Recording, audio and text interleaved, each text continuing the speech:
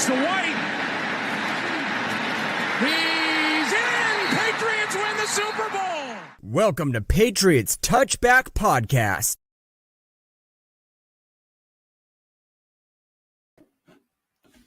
Good evening, everybody. Welcome on to another edition here of the Patriots Touchback Podcast. Happy New Year to all our fellow subscribers and all our followers. It's me, your host, Carl. I'm joined as ever by Nick and DJ, although Nick has just literally dropped out because of connectivity issues. So we've got DJ for the time being. DJ, how you been, sir? How you doing, guys? You all right? Yeah, all very well. Happy New Year to everyone. Yeah, Happy New Year to you too, mate. Did you have a good New Year? Yeah, it was a quiet one. It wasn't too wild. I mean, with the youngsters and that, we can't really do much. But yeah, they managed to stay up till midnight, and we saw into the New Year. It was decent. Yeah.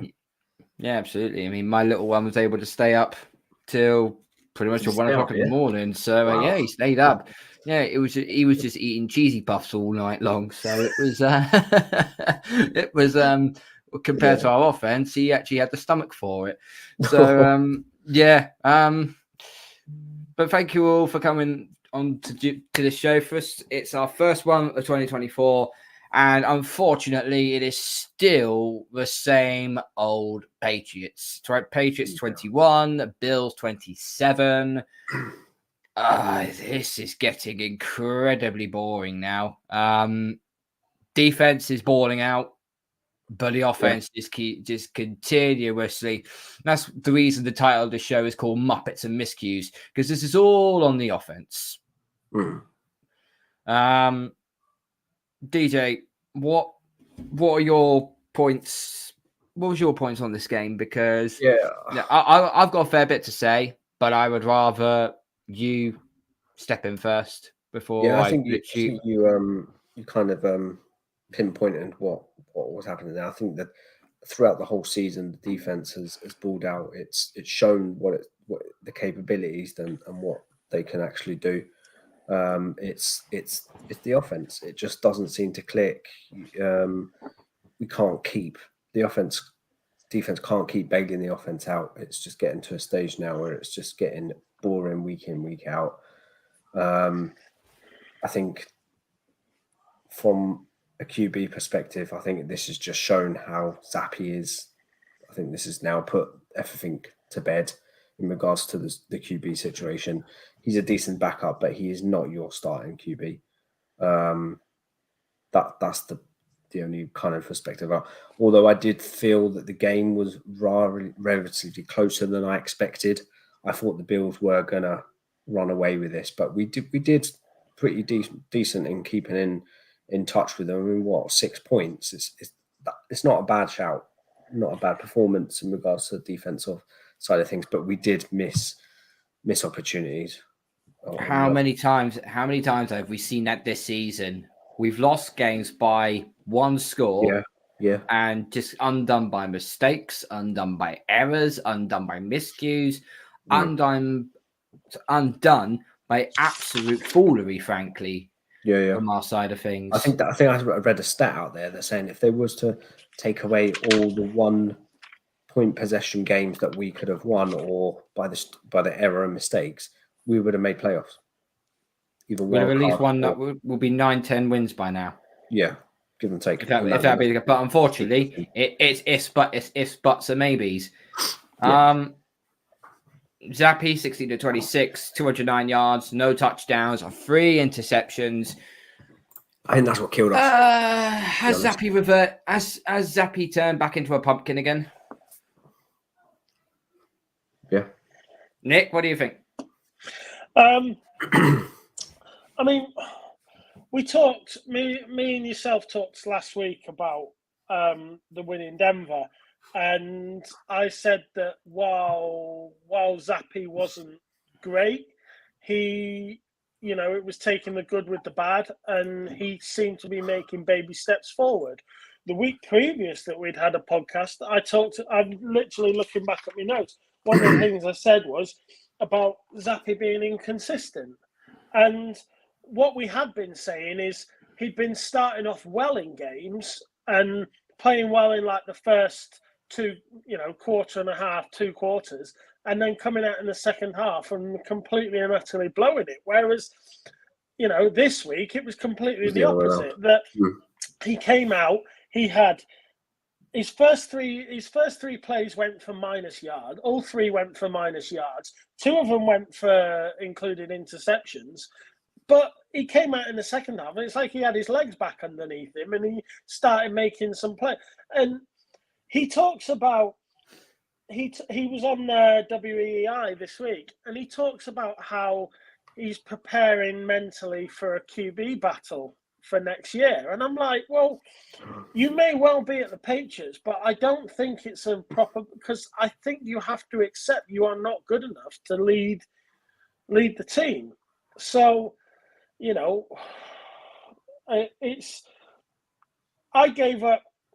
Obviously, I think we all gave up on the season a long time ago because we could see the writing on the wall. But, it's just been, you've just wanted to see those glimmers of hope, that light at the end of the tunnel. Can we see where we're actually trying to go? And I haven't even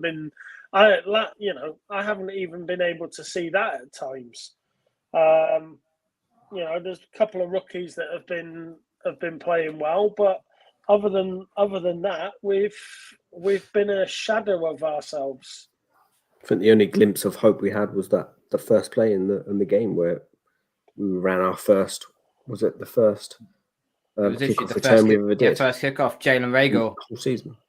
Yeah. The first time special teams actually done something worthwhile for a change. Because that's always been an issue for us this year. Has been our special teams. Look, I don't know what it is with Bailey Zappi, okay? Does he have Nathan Peterman disease, or, was his run-in so far since he's taken over Mac Jones's position, was it just an aberration? He is a developmental quarterback being thrust into a situation that most backups won't be able to get over. Most backups can't get over. But look, you look with the Demario Douglas pick, you look with the Devontae Parker pick, he's looking at the sideline and he's putting his hands up at the end and saying, well, that wasn't what they were supposed to do. So not taking any responsibility for that when we know that the two picks that he had were his fault. They were poor throws by Zappi. He wasn't showing great anticipation throughout the game either, from start to finish. It was like he wasn't. You try and get your QB to read the game, read what's happening, read it ahead of time. Tom Brady? I think Tom Brady. It was certainly Tom Brady or Drew Brees. They said that by the time they got to the end of their careers, they'd seen every possible defensive lineup that no one could bring a new defensive line to them. They knew exactly what was going to happen because they'd seen it so many times.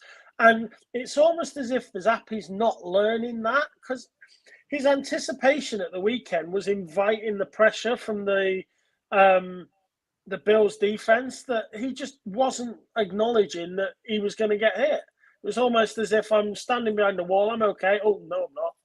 He just didn't anticipate what was happening.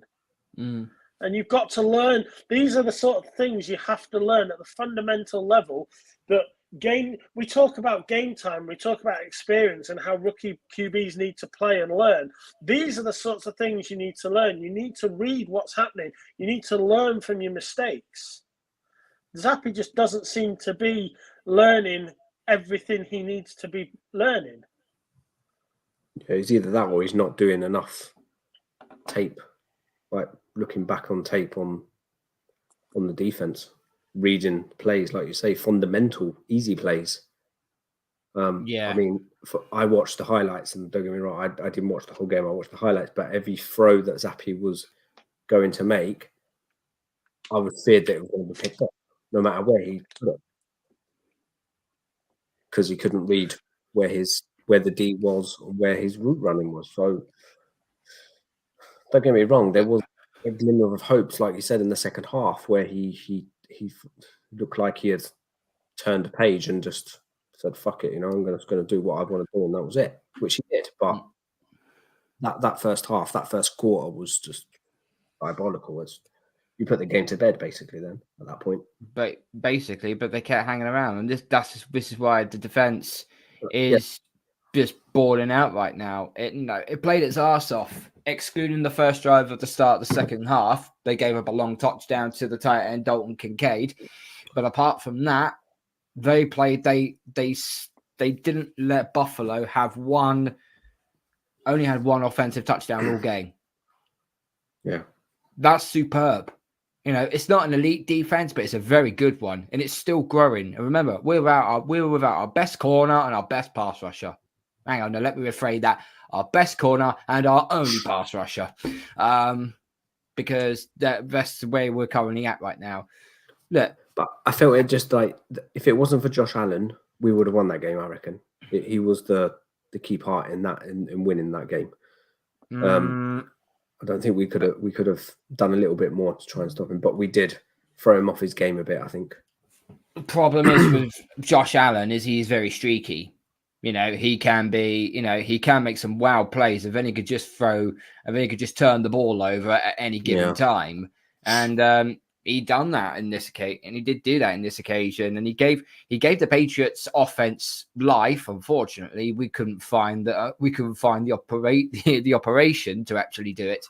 But look, this team is never uninteresting. Let's be real. We've had 12 losses, and in these losses, and the wins as well, they've always had a storyline to it. It's always miscues. It's always bad luck. It's bad refereeing decisions. It's this, that, and the other. There's always something in every single bloody game. We played hard. We kept it close. We undressed Josh Allen. But again, he prefers to be undressed really because he likes to be just scram out of the pocket and try and be the glorified running back that he is. Yeah. Look, as I said, in the 8 games, the 8 out of the 12 games we've lost by one score. 3 of those games came when we couldn't score over 10 points or more in 3 consecutive games. And that was obviously the Colts. That was obviously the Giants. There was obviously the Chargers. Look, I think the 4 turnovers we lost, it indicated that the offense is not ready. Okay? Yeah. Because if you look at it from the coaching standpoint, the likes of Jared Mayo, Steve Belichick, and our linebacker coach, DeMarcus Covington, they all deserve praise for what they're doing on the defensive side of the ball because Belichick is working on the offense and the O-line. Because obviously, Adrian Clem with health problems, issues, he's still not back out there. So now Belichick's on the O-line and so on. And none of these offensive players are game changers. Let's be real. There aren't any Pro Bowl level players we got, let alone all pro levels, and it speaks to the lack of depth and how this team is put together. Yeah. They have to get both tackles right in the free agency and the draft because from what I'm seeing, it looks like Trent Brown is not returning.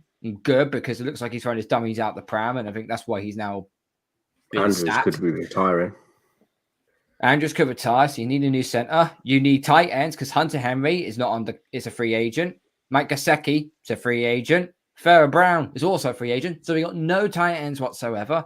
We are still looking for a true number 1 receiver. How many times have we said that? We're going to need more running backs because obviously Ezekiel Elliott was on a 1-year deal. So he's gone. Yes, we're going to have Ramondre Stevenson, but he'll be in a contract year. But I think it will be not this coming year, the following year, he'll be on a contract year. Calvin Harris. Kevin Harris, rather. Kevin Harris, he might be able to work a bit more, but we're going to need another running back. Look, this is not going to be a quick fix.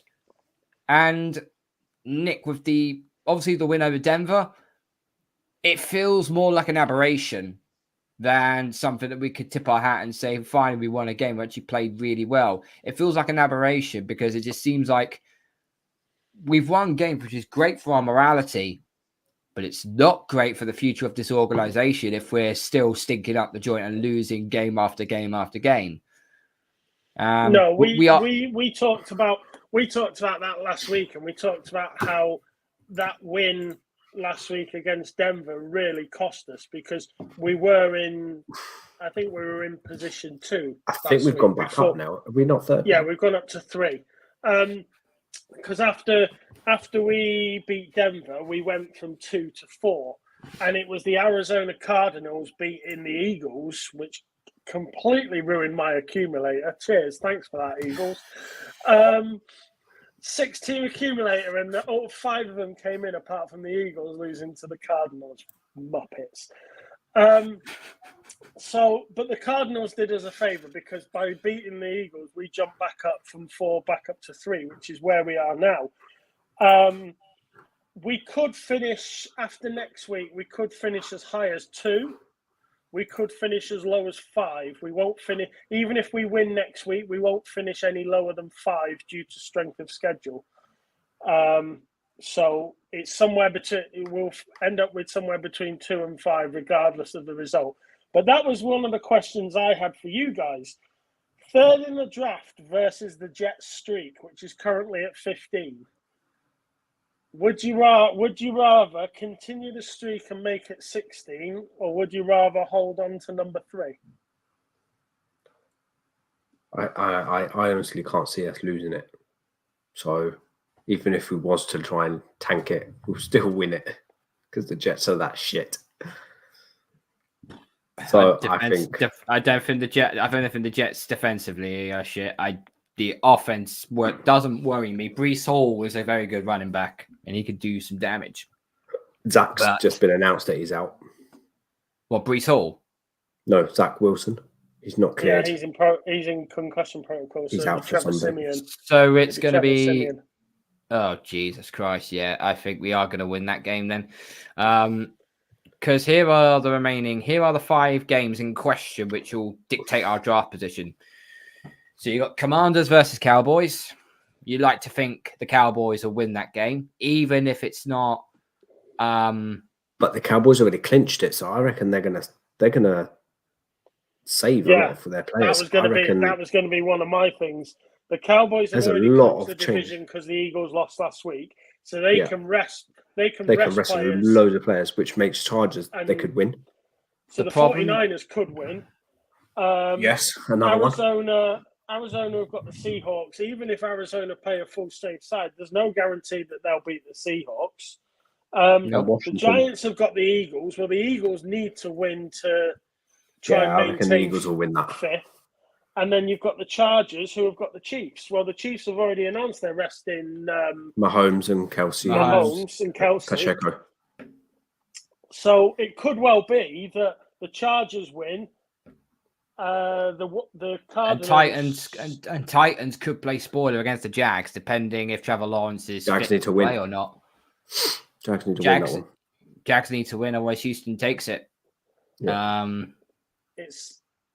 I'm going nowhere near an accumulator this week. No, that's for sure.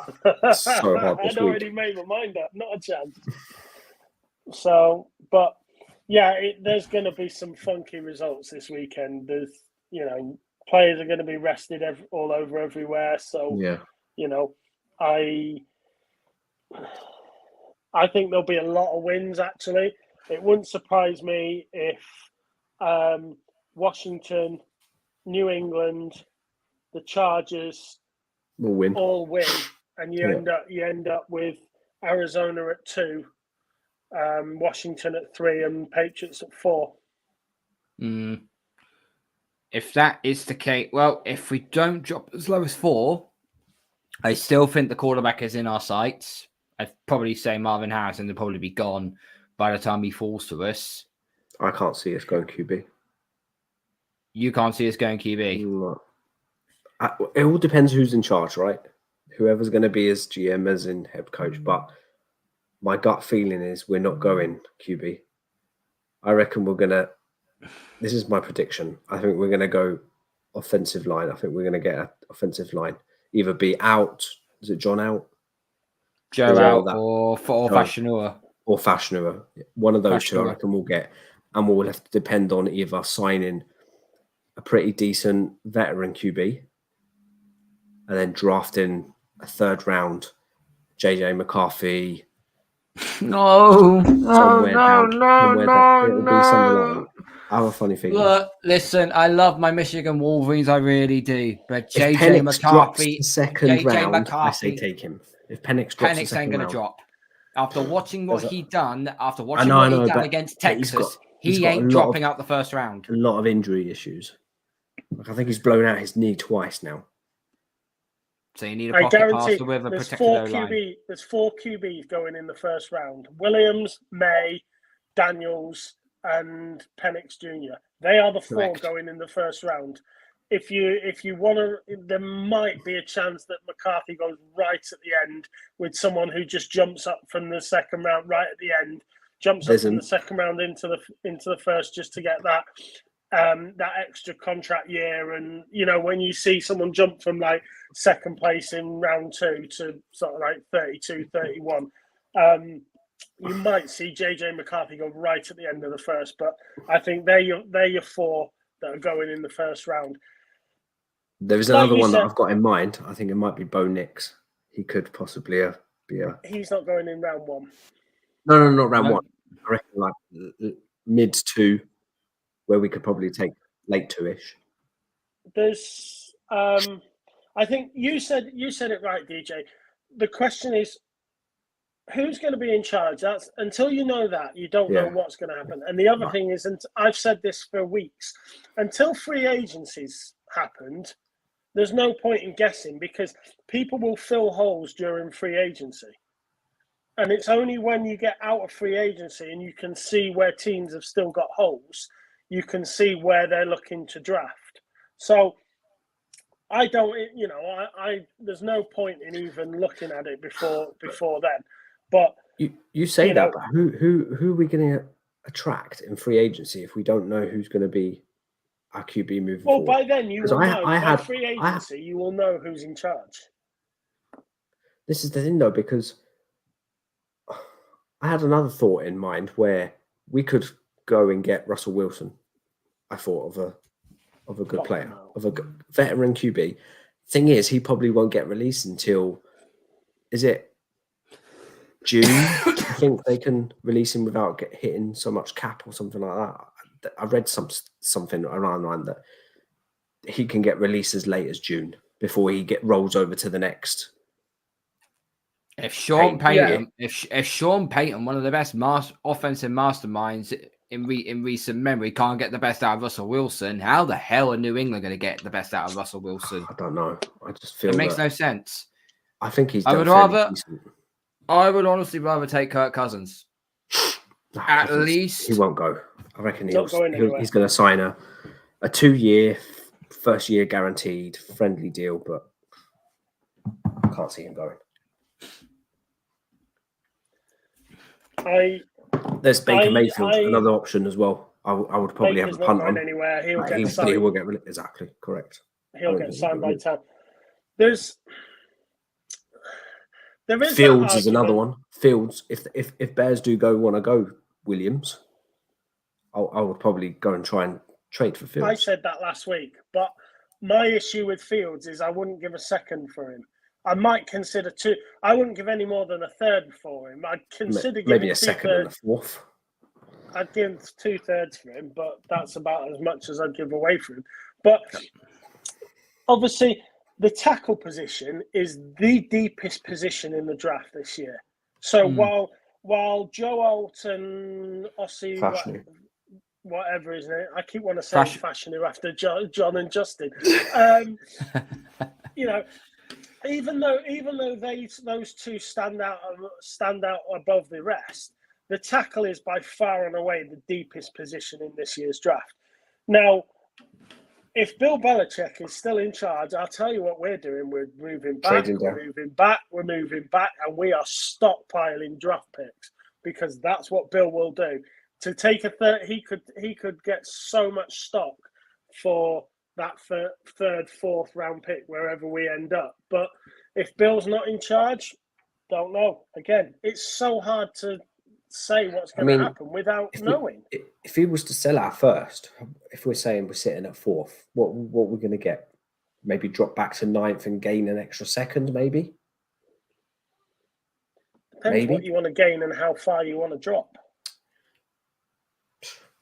Remember, the Falcons want to move up as well and get a QB. Remember which what? is an interesting spot. Well, remember what Chicago did when they traded up to get.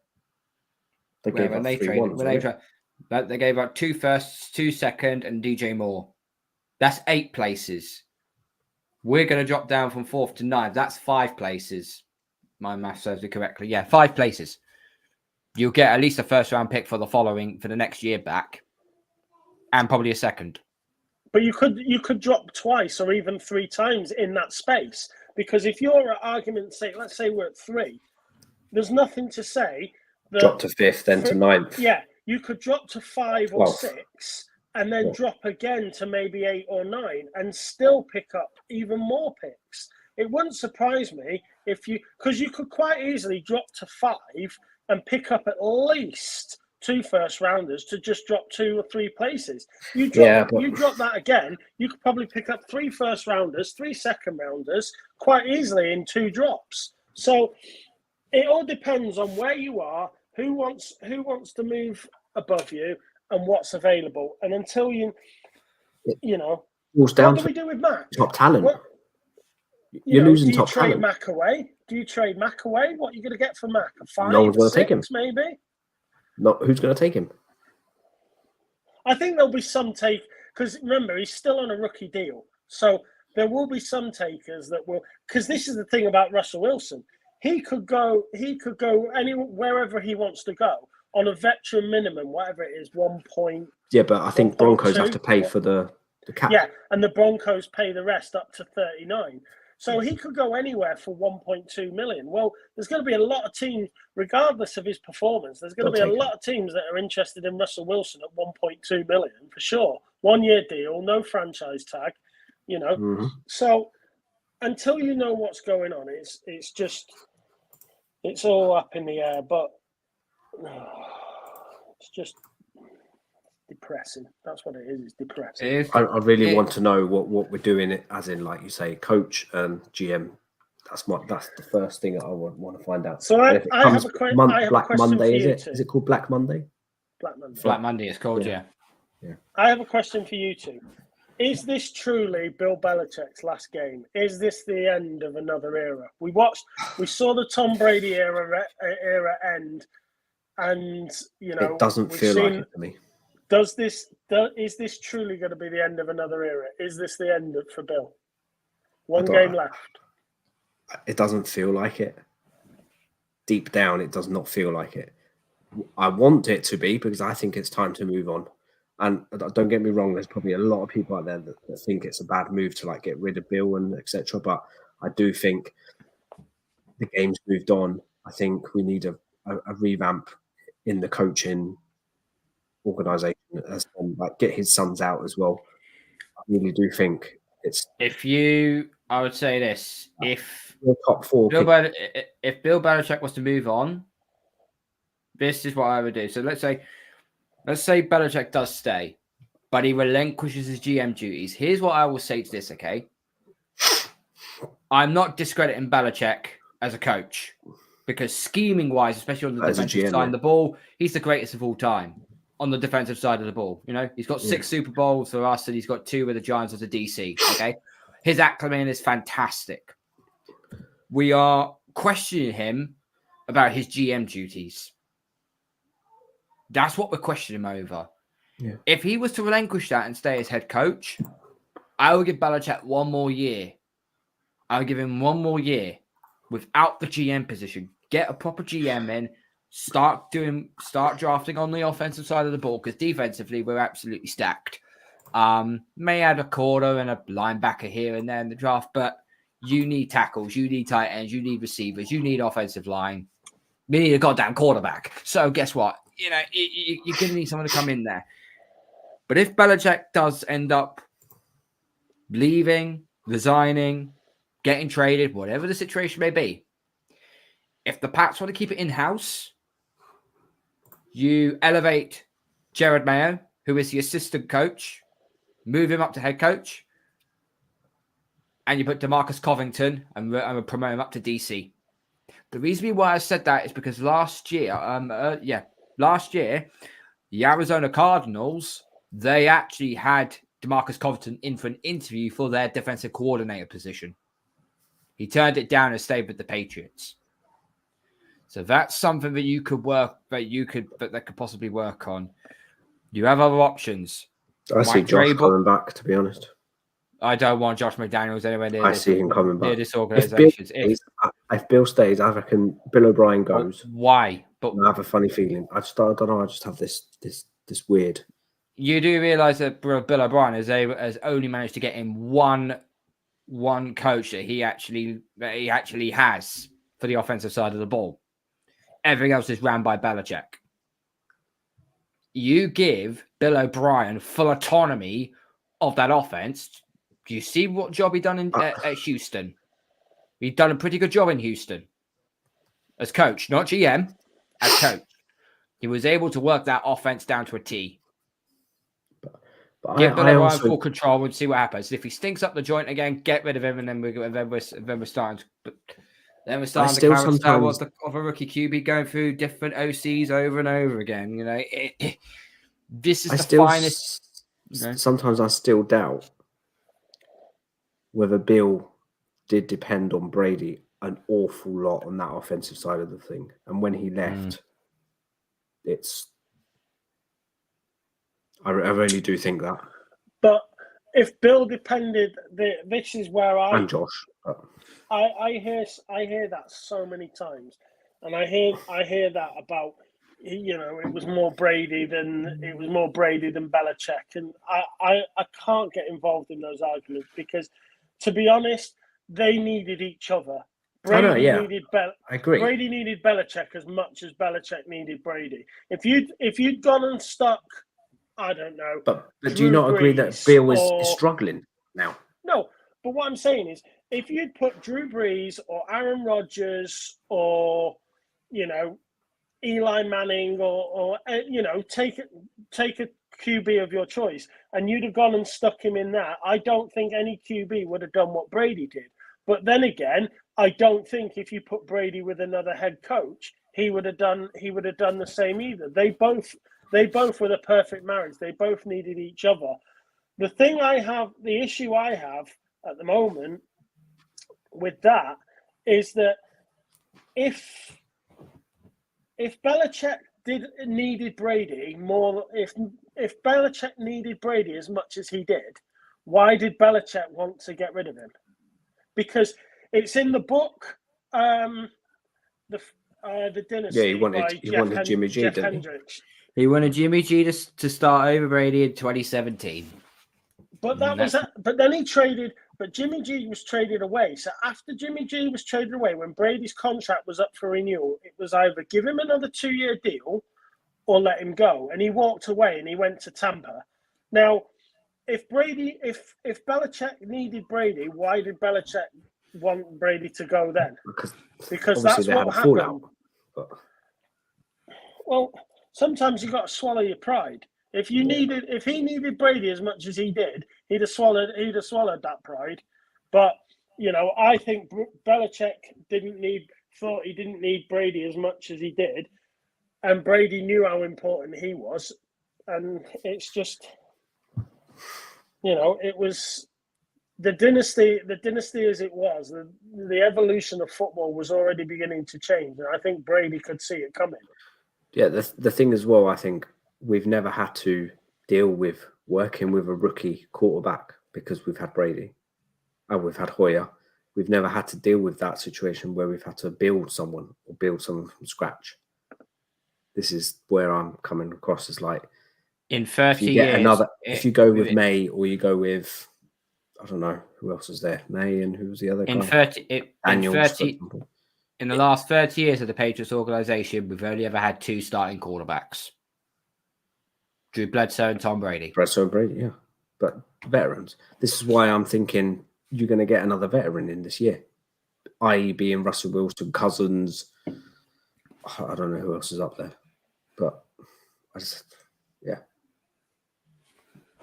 And we'll probably build the offensive line and give him some weapons, i.e. as in being, if we do get Russell Wilson, you bring in Evans or you bring in Higgins, someone of that caliber.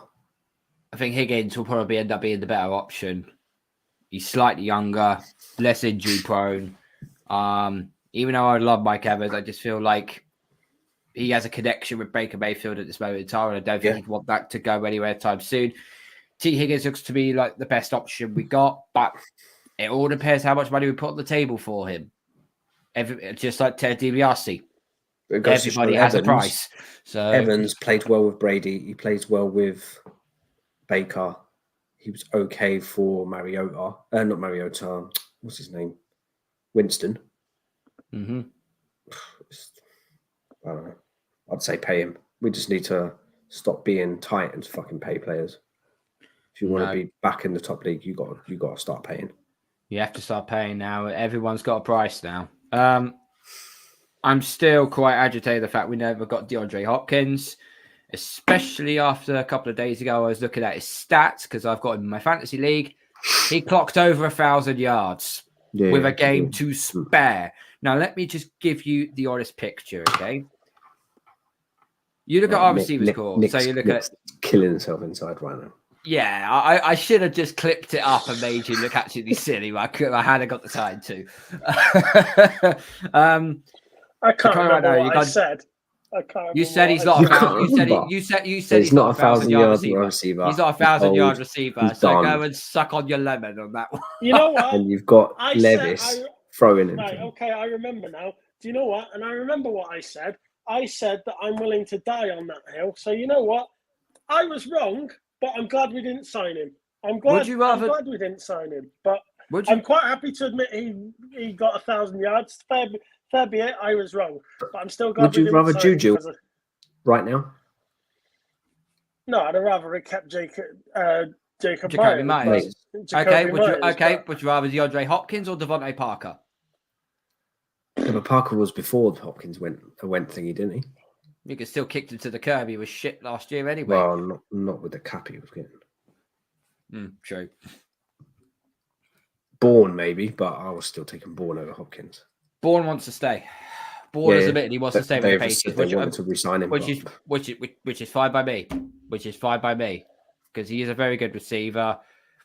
You know, Demario Douglas will improve next year, but we're missing that killer number one, and we're missing the competent number two. And I think the competent number two will come in the draft this year. There's a couple of decent wide receivers there, but I don't think we're going to get Harrison. I don't know. That other LSU lad, he looks decent. Begins with N. Nabus. I'll need to look it up. Plays for Washington? No, LSU. He's in the draft. Okay. Wide receiver. I'll have to look that up quickly. As I said, I haven't done any draft research yet until the season's over and done with, so we can work out what we need. But no, back onto the Bills game. Look, again, as we say, another valiant effort. But unfortunately, valiant's not good enough in the NFL. You have to win games. That's what it is. One thing I will say is, though, the Bills punter was killing us. Yeah, he was. He pinned us in our own. He pinned us in our own 20. God knows how many times. And unless you've got a good offense, we can't overcome by that sort of bad field positioning. We can't do that. We have to drive the field. You have to drive. It's pretty much the length of the field, and we haven't got the talent. We haven't got the line. We haven't got the quarterback. We haven't got the talent to do it. So we're stuck as it is. I've got a question for you. Go on then. What do you guys make of our kicker? I reckon he's got to be gone this year for sure. Right, dude, seriously. How many opportunities does this lad get? Last week, I know he's a rookie, but last week he missed a field goal. He missed a stupid PAT as well. And then of all the things he does in clutch moments, he goes and kicks a 56-yard. I thought, okay, that's great. He might be able to kick him in. And then he goes and misses another field goal. Dude, seriously, what the? I just my head in now. He's completed less than 60% of his kicks this season. That's cut. That's And then we cut got rid of candidate Falk. territory. We're looking at because we and didn't then we think got he rid was of that Nick good. Falk. I would've kept But him don't on. worry, it's all right. If Belichick is still the GM and in charge, guess what he's going to do in the 5th or 6th round? He's going to Get take the another kicker. Alabama. He's going to take the Alabama kicker. Yeah. We actually kicked a 50 to 52 yarder with absolute ease. So, be as it may. Right. Let's have a talk of the Jets because this is the matchup that we are dreading. We think we know what's going to happen because because the Jets just struggle with all the time against us. Sorry. And we're at home as well. We're at home as well. Could be the final game of Belichick's tenure. But Slater, rumours as well. Could be Slater as well. He's retiring. Yeah, I think He's so. retiring, possibly. That is a horrible way to go out. Horrible way to retire. But you got a lot of Super Bowls to show your efforts, so he deserves to. Let's have a listen to this, okay? So on the Jet side of things, so the Jets have now released Cook as well, didn't they? Yeah, they've released Dalvin Cook, but here's the funny part. The Jets have lost 10 plus games, right? They've lost 10 plus games this season, okay? In 3 straight seasons, the Jets have lost 10 plus games. Salah has been in the Jets now for 3 seasons and has 10 plus losses every single season. They are all candidates. This is a candidate for him to be fired. I'm going to give you a list of names right now who also had that same sort of record, 10 plus losses over 3 seasons. These are the people that got fired. Mike Ditka, Dave Campo, Dennis Green, Chan Gailey, John Fox, Todd Bowles, Doug Marone. They have all been fired after 3 seasons having 10 plus losses. There's only one person, one coach that somehow survived the 3rd season. Can you two tell me who that is? Oh, it's Brandon Staley. Nope. No, it's the... Was he a Jets, was he? No, he was at a shit franchise, but nope, he weren't at the Jets. Wasn't it the ones that they had the brothers? No, he's in a show now. The 2 brothers, the fat guys. What the Ryans? Yeah, Rex. Nope. Yeah, those guys. No, nothing to do with Rex. No, nothing to do with Rex or Ryan. Nope.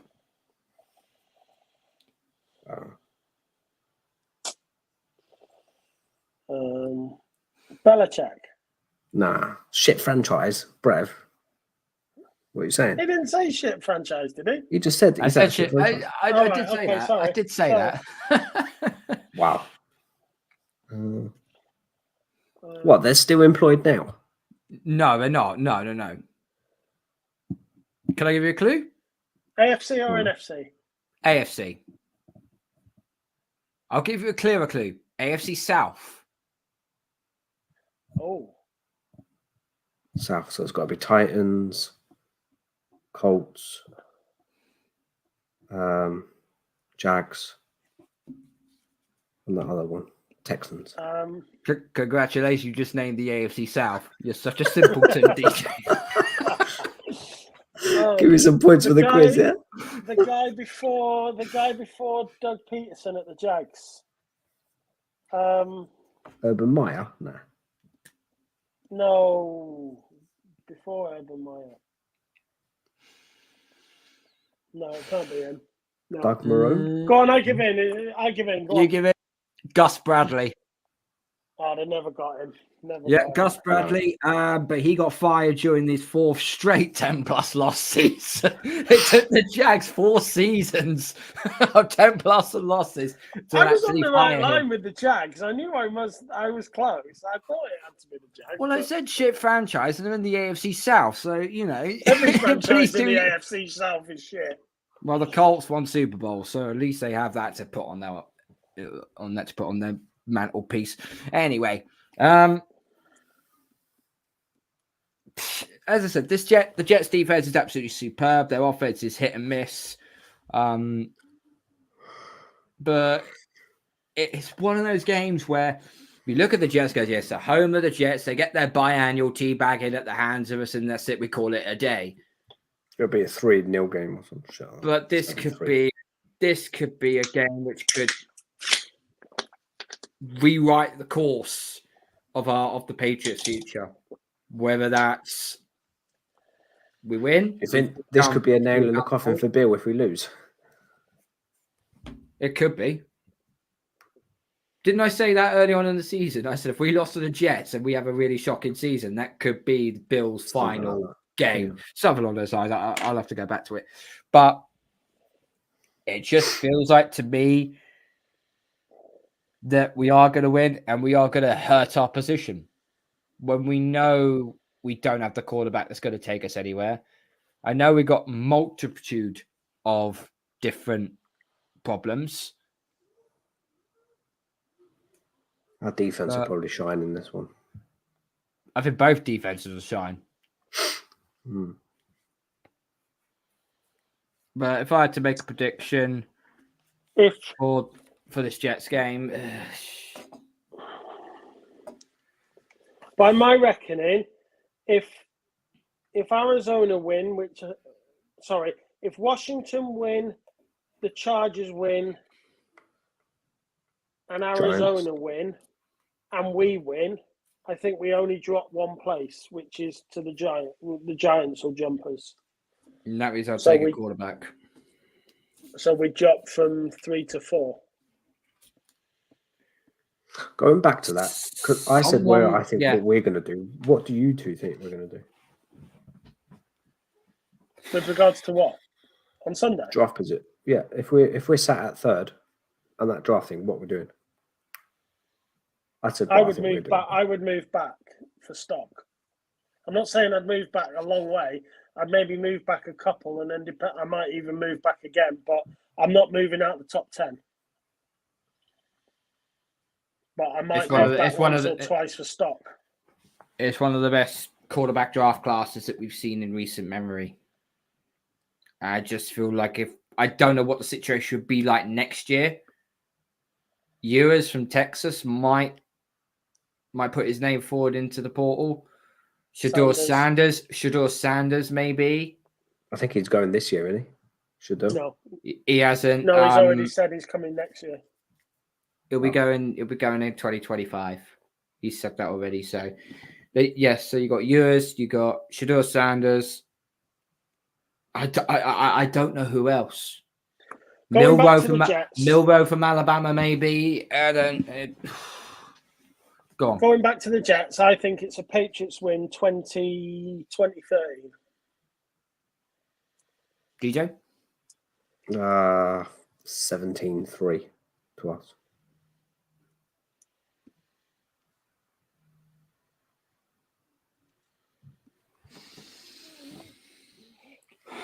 I'm gonna go with a score line of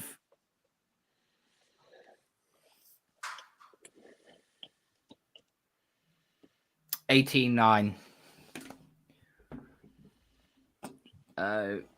Awkward scoreline, I know, but I just have a worrying feeling we're going to win this. So if we win this game, I'll be happy. We ended up winning a game to, close out the season, at least on a happier note.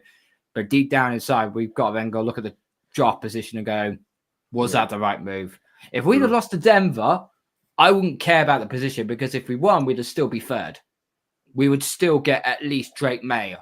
At least.